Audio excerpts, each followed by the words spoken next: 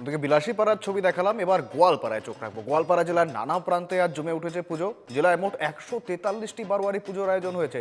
জয়ভূম কামাখ্যা মন্দির, টুকরেশ্বরী দেবালয়ের সঙ্গে লক্ষ্মীপুর, দুধনই, রংজুলি, ধূপধরা, আগিয়া, মাটিয়া, কৃষ্ণাইয়েও অসংখ্য পুজোর আয়োজন হয়েছে।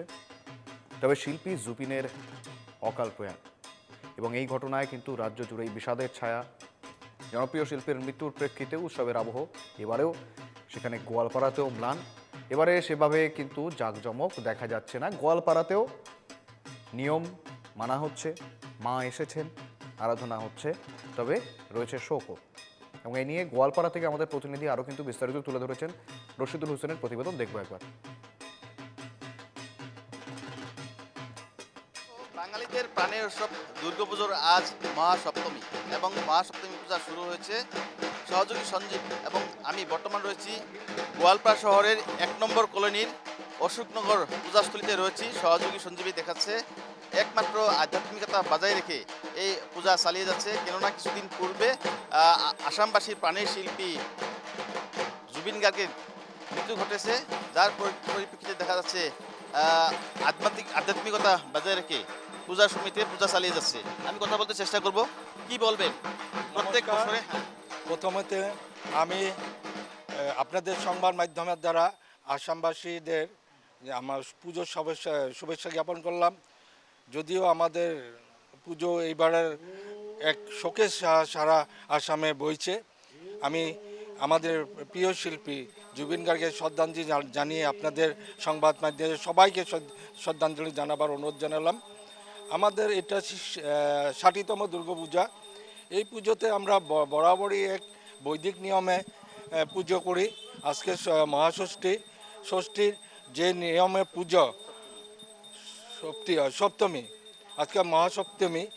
এই সপ্তমীর এই পুজো আমরা সকাল 8টা থেকে আরম্ভ শুরু হয়ে গেছে আর কি। যাই হোক, আমাদের মনে এক গভীর ছায়া আছে, যদিও আমি আবারও বলছি আমাদের এই গভীর শোকের ছায়ার মধ্যে খুব আমরা আড়ম্বরতা না করে এক এক একটা সামান্য পুজোর অনুষ্ঠানে এবার করব বলে ভাবছি। দেখা যায় এই অশোকনগরের যে পূজা সমিতি বা যে পূজাস্থলী, সেই পূজাস্থলীতে কিন্তু যথেষ্ট ডেকোরেশন করা হয়, কিন্তু এইবার কীরকম নাই? যেহেতু ইতিমধ্যে আমি বলছি যে সারা আসামে আমাদের প্রিয় শিল্পীর অকাল মৃত্যুতে আমরা শোকে মর্মাহত।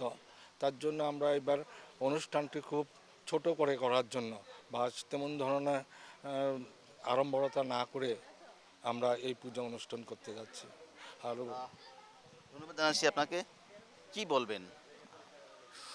সবাই কিন্তু মর্মাহত, সবাই পূজা এসামিস বাঙালি। প্রথমে আমি শারদীয় শুভেচ্ছা জ্ঞাপন করেছি। আজ মহাসপ্তমী তিথি। যদিও আজ মহাসপ্তমী তিথি, আমাদের মনে যতটুকু আনন্দ থাকার ছিল তা অবশ্যই নেই। কারণটা হচ্ছে আমাদের প্রাণের শিল্পী, মহানায়ক, মহাগায়ক প্রয়াত জুবিনদা, উনি আজ আমাদের মধ্যে নেই।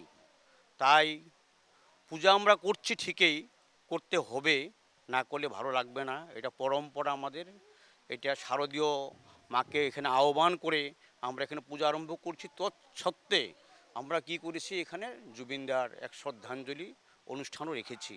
প্রথমে উনাকে শ্রদ্ধাঞ্জলি জ্ঞাপন করে তারপরে আমরা পূজার কামে এখানে